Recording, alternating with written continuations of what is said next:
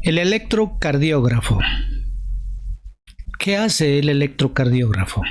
Pero antes de decir qué hace el electrocardiógrafo, hay varios tipos de electrocardiógrafo, dependiendo de la marca y el modelo. En este caso miramos un electrocardiógrafo que tiene una pantalla, en la cual se va a registrar la actividad eléctrica del corazón. Pero también tenemos aquí un rollo de papel donde se va a imprimir el electrocardiograma. ¿Qué hace el electrocardiógrafo?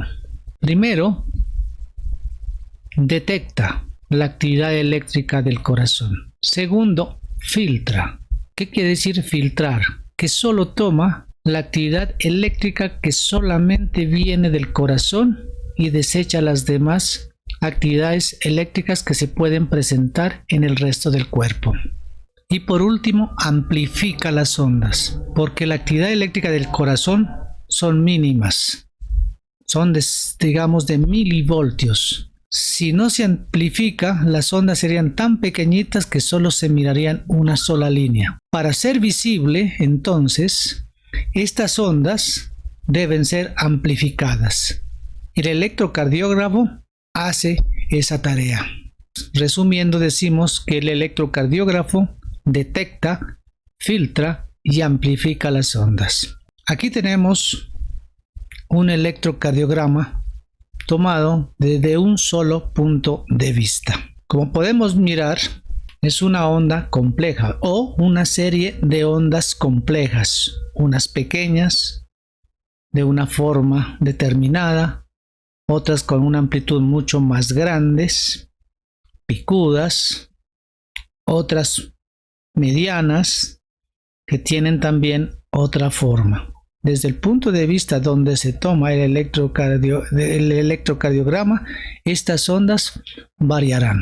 Como podemos ver también en este esquema, al electrocardiograma lo podemos tomar desde diferentes posiciones para el registro de su actividad eléctrica de este corazón.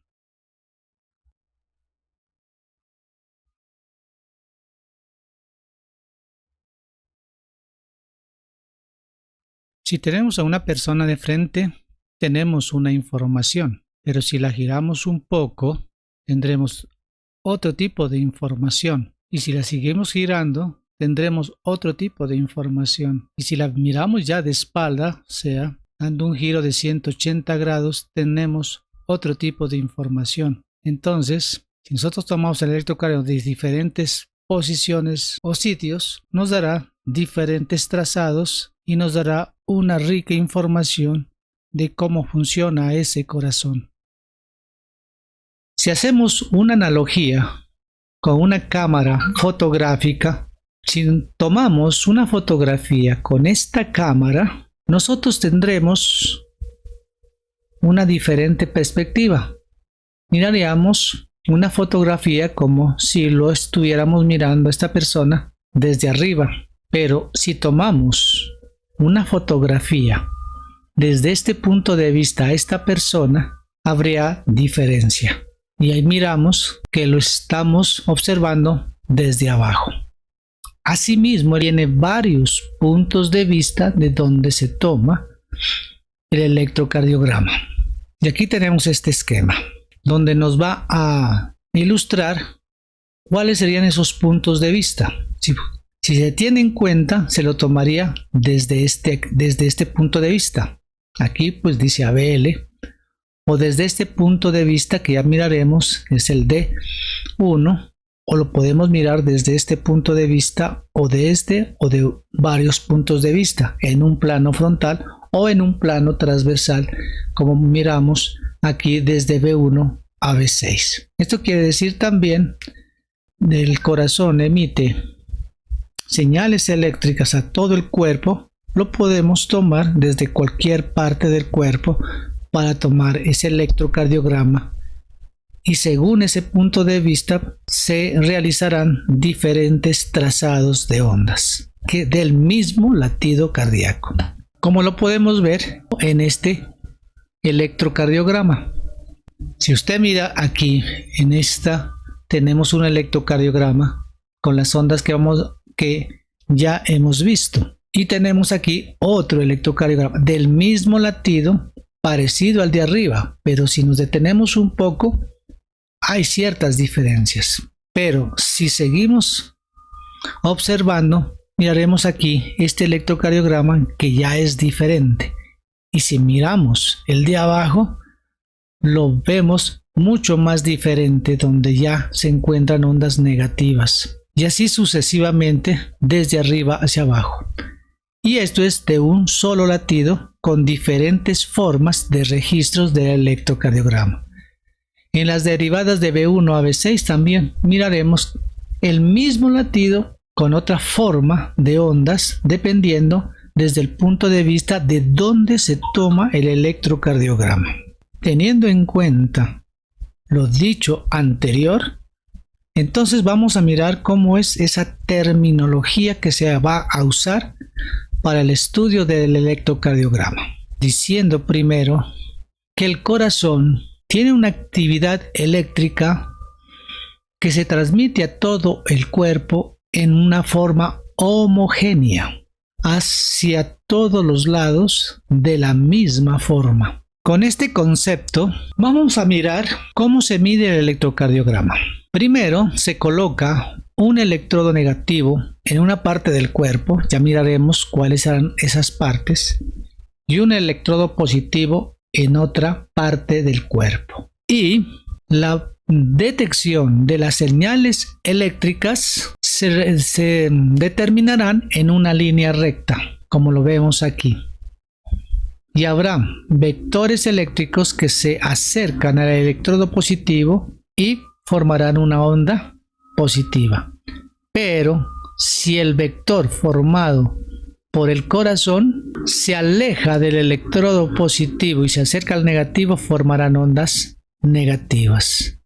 Esto ya lo iremos viendo en el estudio.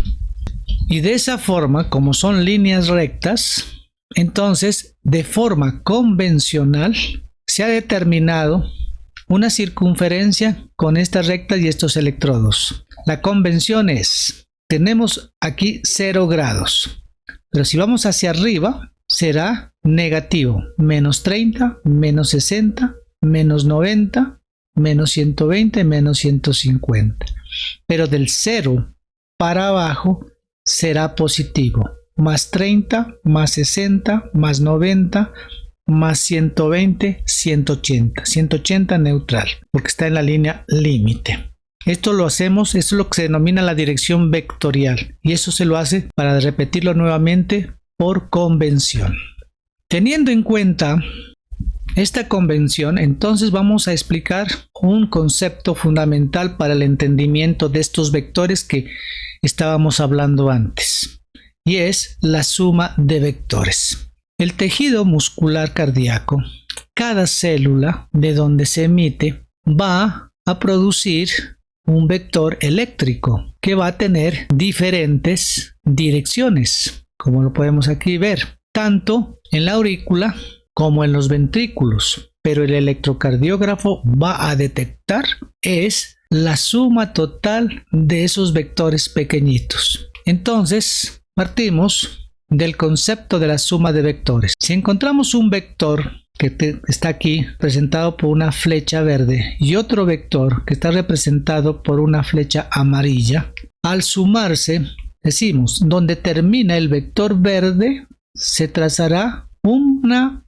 paralela al vector amarillo, y al final del vector amarillo trazaremos una paralela del vector verde. Y trazaremos una línea recta desde donde los dos vectores se emiten hasta donde se cruzan las paralelas. El resultado final será la suma de los dos vectores, donde tendrá que un sentido, una dirección, representada la dirección por la flecha, y una magnitud. La magnitud dependerá de la masa muscular. Si la masa muscular es delgada, tendrá un vector pequeño, pero si la masa muscular, como los ventrículos, es gruesa, entonces tendrá un vector mucho mayor. Y ese vector es el que va a detectar el electrocardiógrafo y lo va a registrar.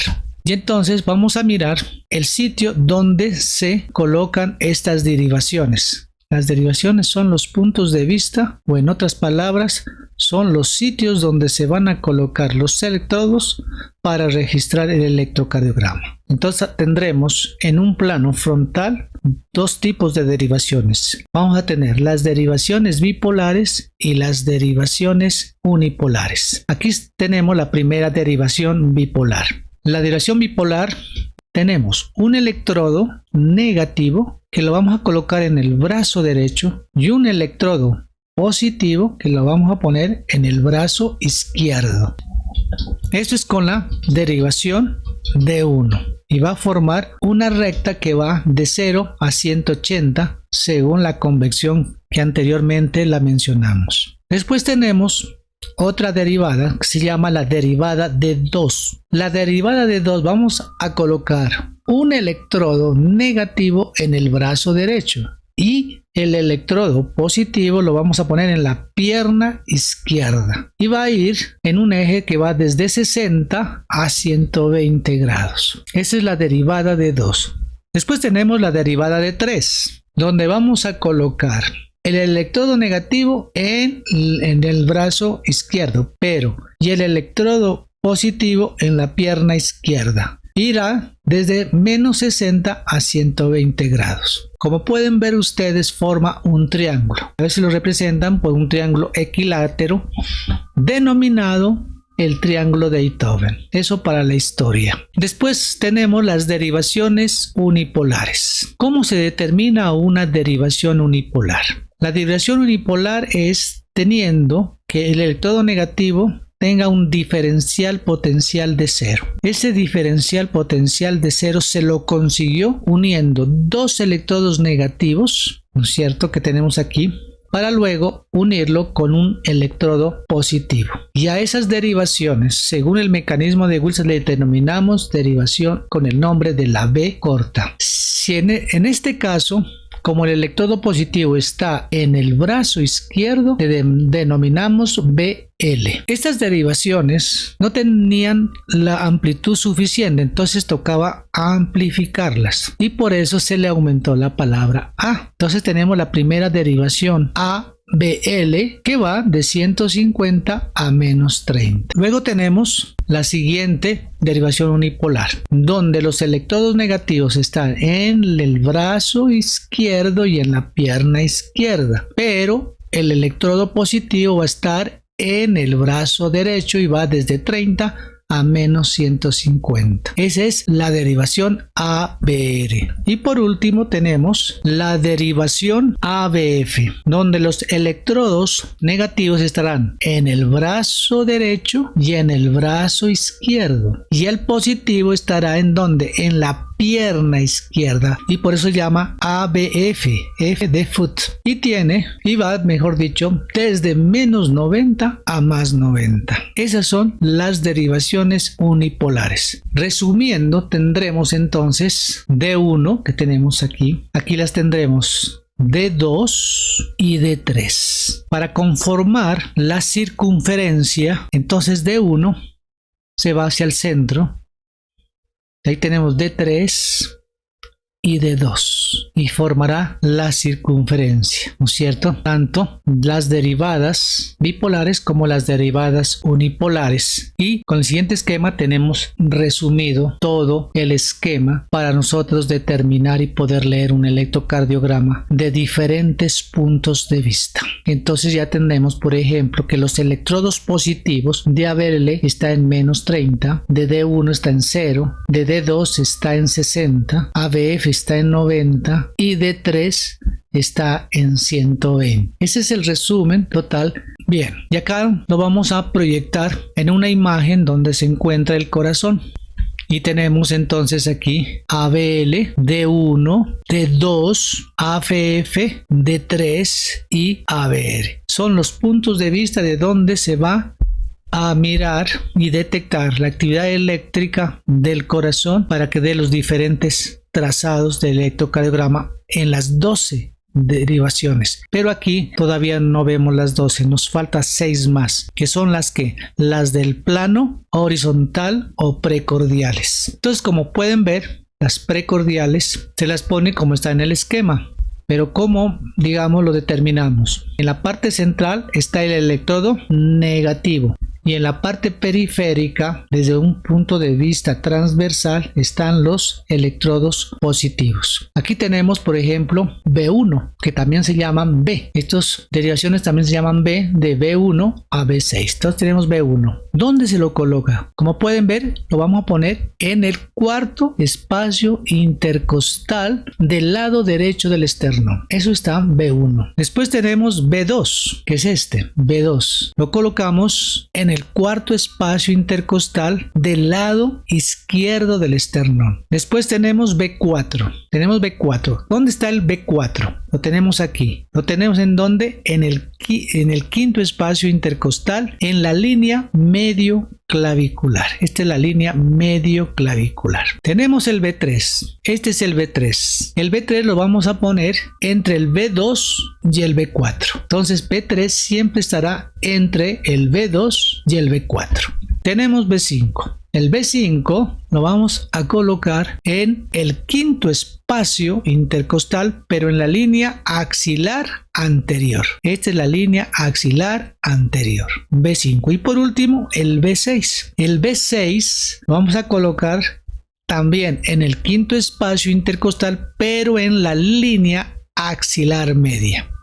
Y así tendremos los electrodos del plano precordial o plano horizontal para detectar la actividad eléctrica en un plano transversal, como podemos ver en el esquema. Haciendo el resumen, entonces tendremos por convención el plano frontal con sus derivadas, y las ondas serían D1, D2 y D3, ABL, ABL, ABF, que es de este lado, y las precordiales que van de B1 a B6, que son las precordiales o del plano horizontal. Y tendremos el registro del electrocardiograma en los diferentes puntos de vista. Continuando, decimos, cuando el vector se acerca al electrodo positivo, aquí tenemos un vector emitido por el corazón, pero se acerca al electrodo positivo,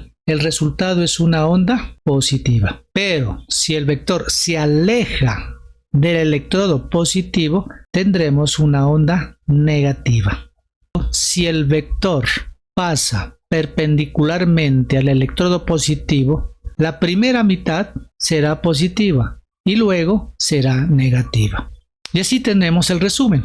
Si hipotéticamente tenemos un vector que va directamente al electrodo D2, o sea a 60 grados, un eje de 60 grados, ya miraremos que es el eje, se acerca a D2. Si se acerca a D2, entonces tenemos una onda positiva. Pero si este electrodo, como miramos aquí, se aleja, por ejemplo aquí se aleja de ABR, en ABR tenemos una onda negativa. Pero miremos ABL. ABL es perpendicular a D2. ¿Qué quiere decir esto? Que si en primer lugar se va acercando y formará una onda positiva, y luego se va alejando, y al alejarse formará una onda negativa. Ahora sí, miremos a D1. D1 se acerca, pero no tanto como en D2. Entonces tenemos una onda positiva, pero de menor magnitud. Pero miremos ABF.